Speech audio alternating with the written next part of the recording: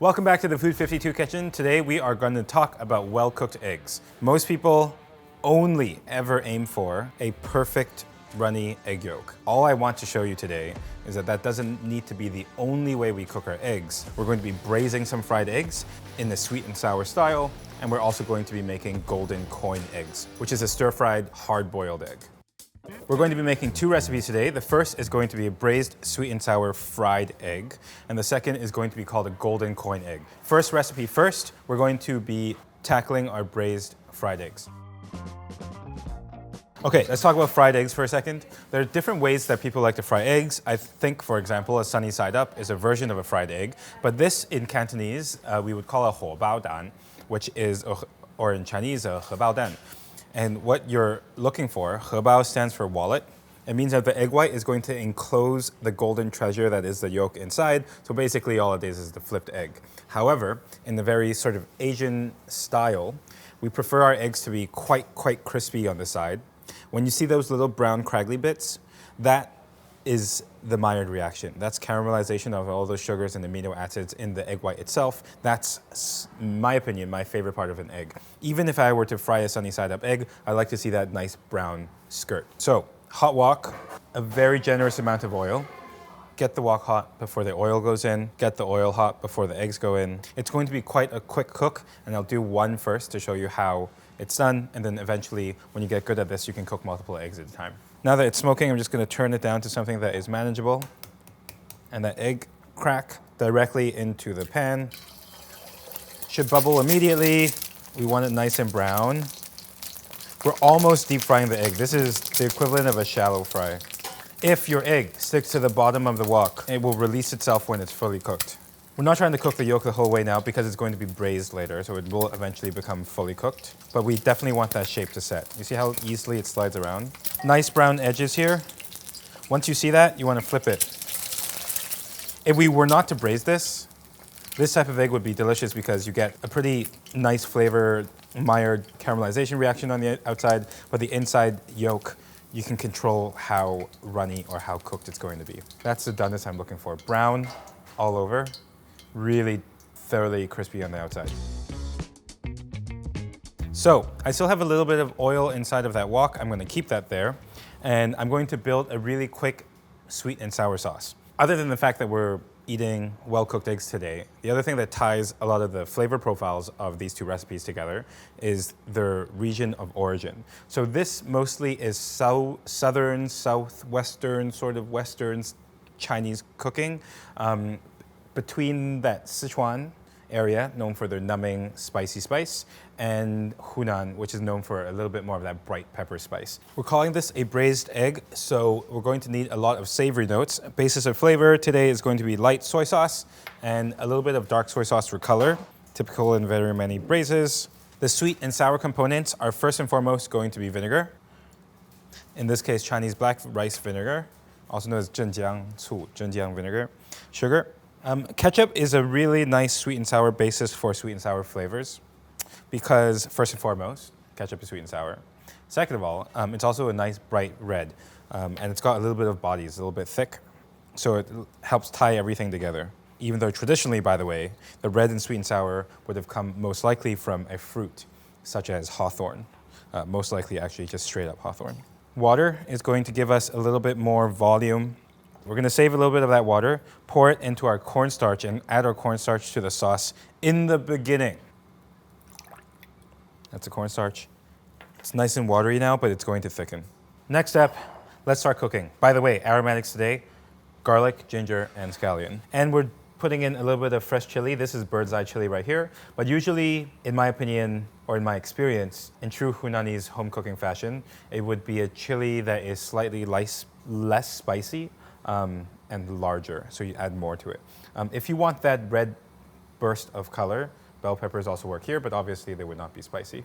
By the way, and if you don't know this, Hunanese food is known to be one of the spiciest in China, and they can't cook any food without chili peppers in there, which is why this is in there also, but it's totally optional. Next step, let's braise these eggs. The eggs are fried, aromatics are prepped, sauce is ready to go. We're going back to the same pan that we had before, just like you would if you're braising meat.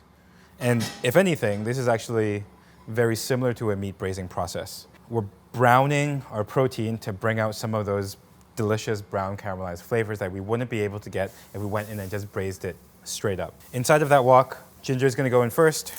It's going to sizzle. We don't want that to burn. Move it around a little bit. Get that oil infused with that ginger flavor. Once it starts to threaten to pick up color, in this case the wok is quite hot, scallions will go in. And then our garlic. And then our chilies. Let all of that stir fry.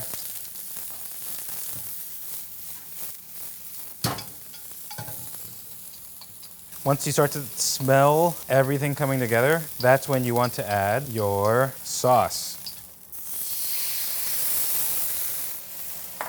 Get it all mixed up.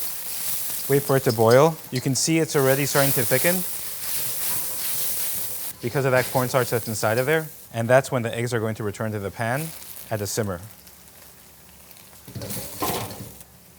Now, we know that the shape of the eggs has already been set, so we can feel free to toss them as if they were little pieces of meat or something. Just bring this all together. Let all the flavors come together in a low simmer. Let that egg yolk cook for a couple of minutes, and we can call it a day. One step. Everything in the same pan. So fast. We're only cooking this for 1 or 2 minutes. The eggs, yes, they are a type of protein, and we're treating them like a protein, but they don't need to braise very long because they'll absorb the sauce quite quickly. What we're looking for here is a thoroughly cooked egg yolk that's going to be nice and flavorful. We're looking for the sauce to be nice and thickened and glossy. This is a dish that can only be eaten with rice. If you're not eating this with rice, why are you doing this in the first place? Look at how beautiful and glossy that sauce is. This is why these recipes go viral on short form media. But it's good to see them in long form because it's important to break down what the techniques and the science and the understanding of how this flavor happens and what the backing of it is, right?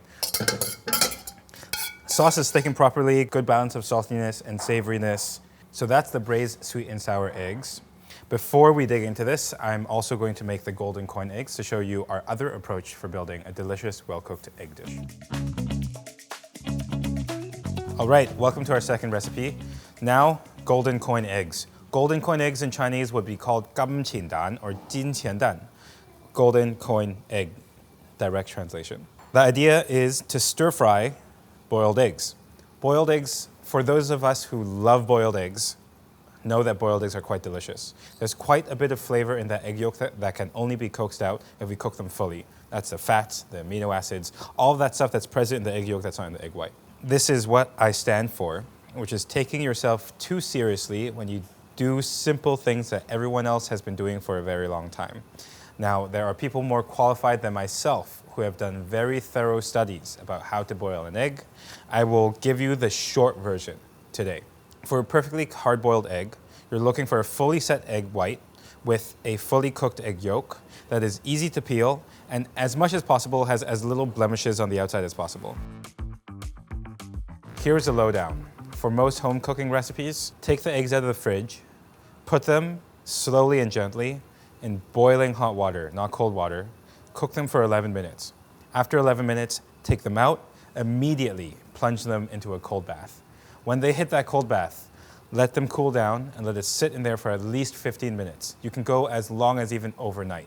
That, by far, is the short version of how to get properly boiled eggs. Eggs have been boiled for 11 minutes. They are dense and they're sturdy. We let them immerse in the ice bath for at least 15 minutes so that they're fully chilled, and then we're going to be peeling them. Crack them with a spoon to help make nice shapes. Find a point of weakness, and then try to use the sides of your thumbs to get big, large pieces out. We're going to be slicing our eggs, and we're going to be dusting them to set their shape before they get fried off. So the first thing is to have a plate or a tray ready and to dust the bottom with a little bit of cornstarch. They're called golden coins because they look like old Chinese coins. And therefore we want the yolk to be set inside of the egg white. And when we slice them, there is going to be a good possibility of that egg yolk falling out of the egg white. So we just have to set them back in and seal everything up with batter. So we're looking for a 1/2 inch, about a centimeter slices. Just be a little bit careful, but there you go. This thing is going to get stir-fried, and they're going to get dusted and protected in starch. So one by one, it's going to go inside of the starch. You're just going to dust off the top. It can be a little bit rough if you like. This is cornstarch. Potato starch works well. I like the starch that you have lying around in your home. In general, for me, that just tends to be potato starch because it does almost everything that a cornstarch does better. This batter is going to do 2 things, this cornstarch. One, it's going to keep the shape of these golden coins. Second, it's going to help absorb some of that sauce that we're going to cook it in. Next up, let's set the shape for the eggs. We're going to be frying them off in a little bit of a non-stick pan. They are a little bit delicate, so a non-stick pan is safest. This is very similar to the first step of the egg cook in the previous recipe, where this is when we start to build some of that caramelization flavor and set the shape of the egg itself before it gets cooked with everything else. Okay, a little bit of oil in the pan. Hot pan, always hot pan. Eggs go in. Work in batches if necessary. Whatever you can do. It's a non-stick pan, so they're already going to move quite quickly, which is a good thing. Your eggs are already hard-boiled, which means that you don't have to be too nervous about cooking them too much. They're already as cooked as they can get. We're just searing them to build nice brown color, almost like that. It's all the good parts of a fried egg. That nice craggly brown bit on the side, golden brown, nice crust. This is gonna get a little bit crispy, which is nice. Cool. I'm gonna take these out once they're nice and golden brown on both sides. Take them out, and you can feel them. With the cornstarch, they're now crustier, they hold their shape. The egg yolk shouldn't fall out anymore. You can feel free to be a little less delicate with them. The eggs have set in shape. They're nice and even and golden brown. Best parts of the boiled egg plus the best parts of the fried egg. Now let's just get everything together for the final stir fry. The basis of this is not going to be sweet and sour anymore. It's going to be light soy sauce and oyster sauce. We're just going to combine the two so that it's a little bit easier to pour. The volume of this sauce is significantly smaller. This seasoning that we're making here is just going to barely coat the outside and glaze that egg. Otherwise, aromatics, similar setup, garlic, ginger, and scallion, chili peppers, this time green and red because the green is a little bit more substantial, so we'll toss it. A little bit of white pepper, salt, and sugar as our main modes of seasoning. What I want to talk about is a technique called long yao. Long yao is a Cantonese technique for getting your pans ready. Now, the reason why we do this is because woks are made oftentimes, most commonly, out of carbon steel. They need a little bit of oil, and they need the polymers in that oil to bind to the wok itself for it to become naturally non-stick. Now, the maintenance of a wok you can look up elsewhere, and you'll definitely find that after you cook with it, as that black layer, that non-stick layer builds, we wash off a little bit of it every single time we deal with it. And at the end of it, you want to add new oil to the top. Now, the way that Chinese cooks tend to add new oil to the surface of the wok is not just after they clean, but before they cook. And the technique is called long yao. Long is the verb that describes this motion. You're kind of rolling liquid inside of a pan. So the best way to keep the entire pan non-stick before you cook it is to heat your wok up until it barely threatens to smoke. And then you're going to add oil to the side of the pan, more than you think you need. And then as that heats up, you're going to move your oil around to get that oil to coat as much of the side of the wok as possible. Once that oil begins to shimmer, which means that it's at 275 degrees, 300-ish, you actually pour the excess oil out. Now, theoretically, your wok is clean at that point, so this oil can be used again. In Chinese kitchens, they'll have a big pot of clean oil that they'll constantly be rinsing the insides of their woks with. That gives it, and that slowly builds this non-stick layer of oil every single time they cook. If you're consistently cooking with a wok, just do this every time you cook. It'll make sure that things don't stick. Aromatics, as always, aromatics first, main ingredients, and then seasoning over the top. First things first, ginger. Second of all, scallions. keep your heat at high to medium high. Chili peppers, larger ones first, smaller ones second. This is going to be a spicy stir fry, even though there's not a lot of sauce. Garlic at the end. There are so many things that are good about cooking in a wok. I think the wok is designed as a multi-purpose cooking vessel. You can cook at different temperatures. The shape means that you don't need as much oil as you might in a flat-bottomed saucepan. And people have probably never done this with boiled eggs before, but here are the boiled eggs into the wok. The shape is set, so the interesting thing here is you can actually stir fry your boiled eggs. Just bring all of that stuff together. The aromatics are already activated, so we just have to tie all those flavors together with the liquid. In this case, it's going to be soy sauce and oyster sauce. Whenever you add liquids to your wok, please add them to the side of the wok where they are hottest so that they instantly caramelize. Toss, toss, toss. Just gonna test and taste some of this, make sure that it's properly seasoned. Good, cool, nice. Unlike the previous stir fry, we're looking for this dish to be nice and dry. There shouldn't be any liquid on the bottom. All of that flavor has been tossed and cooked into the egg itself. Okay, Sam is here with us to try our two types of eggs. Can you do spicy? Yeah. Cool, good. So here are some fried eggs that we then braised, Okay. and this is the golden coin eggs. That's boiled eggs that are then stir fried. That's amazing. How beautiful. Both of them Hunan style dishes, spicy, but it has to go with rice. Okay, you have to so do with let me rice. know what you think. Yeah? So, oh wait, can I? Yeah, please. Boiled egg, spicy. You know how most people like to, like the best eggs on YouTube and on TikTok and everything is like a runny Obsessed with egg. runny, I It is know. so good for camera. And since I'm all about doing things that are a little bit of a subversion of what you might expect, these are fully cooked eggs I'm into it. that taste interesting and are not just runny gooey eggs. That's what it is. I'm really down. I love a fully cooked egg. I think there's a time and a place for Mm-hmm. all different kinds of eggs. And then here's the braised one. This might be a little bit more unwieldy. That's delicious. So good, right? It's so good. Yum.